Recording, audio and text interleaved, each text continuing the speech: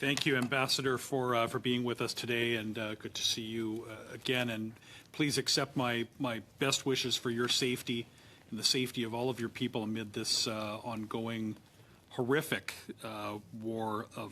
illegal war of conquest being waged by Russia. What does Ukraine need from Canada right now? What would your priorities of your government be? Thank you. Indeed, the top priorities, what I've mentioned, are the ones that we are discussing also with Canadian government. Of course, the armored vehicles, artillery shells, drones, electronic system of warfare, and very important also part of the support which we are really grateful for is the training programs, and we appreciate the training programs what we have and their continuation, because it helps also for us to, with those newly conscripts and specific, whether we are talking about the medical evacuation personnel, demining, engineering, all of the trainings are of the importance, and that will be also important to continue the Unifier program and the trainings for the future. Thank you. So you've talked about the need for armored vehicles, light armored vehicles. Would Ukraine benefit from if Canada were able to retrofit the LAV-2s that are being decommissioned? We understand they can be reconditioned, and I wonder, would they be useful to Ukraine? Thank you.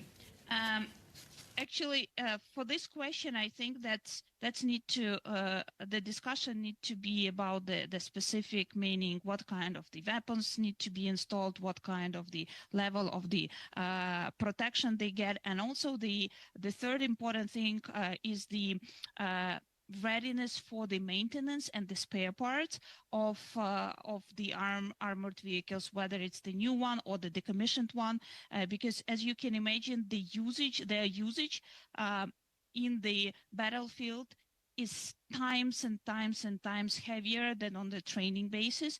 So for each specific types of vehicles, all the things together, including the sustainability of their usage, is of the crucial importance. How about the training of fighter pilots? The training of the fighter pilots, as you know, Ukraine with our partners launched the coalition of the fighter jets, was the top priority of working with the partners for the F-16 fighter jets.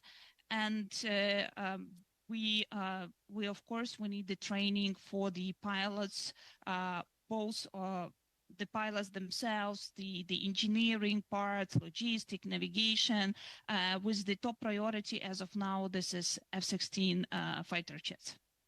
Thank you. On the Shahed drones that you mentioned in your opening statement, these are supplied by the Iranian regime. Are in some cases, are these actually operated by the IRGC? I cannot now comment whether they are operated by IRGC. Yes, Shahed drones itself, they are supplied by Iran. Russia also, as we know, started to produce their own version of that kind of the Shahed drones, which is called Lancet. And with the regards of Russia's ability to produce the drones, the specific attention and what we are asking our partners is to increase the sanction pressure, and especially the close any loopholes into the circumventions of the sanctions. Because what we discovered is that this kind of drones, both Shahed drones and Russian-produced drones, have many spare parts that are produced in Western countries, in NATO countries, and this is an important thing, not to allow Russia to circumvent the sanctions and to get these spare parts. Yes, we've heard troubling reports of components in landmines that may have circumvented sanction and had been manufactured in Canada.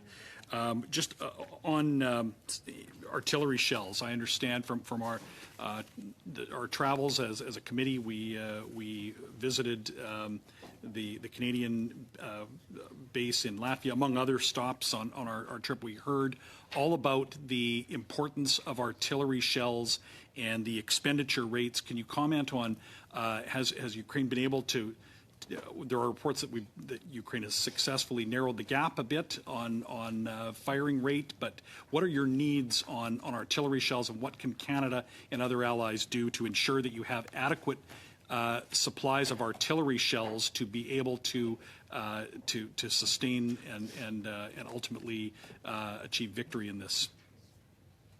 Thank you. Indeed, the steady supply of the artillery shells, including 155, is of the crucial importance. And there were the first time ever this autumn, the days when Ukrainian usage of the artillery shells was higher than Russians, which was very unusual, because on the contrary, Ukraine, because of the heavy need in the artillery shells, was using much less ammunition on the battlefield that Russians were. So that's why this is a crucially important to maintain the steady supply of the ammunition.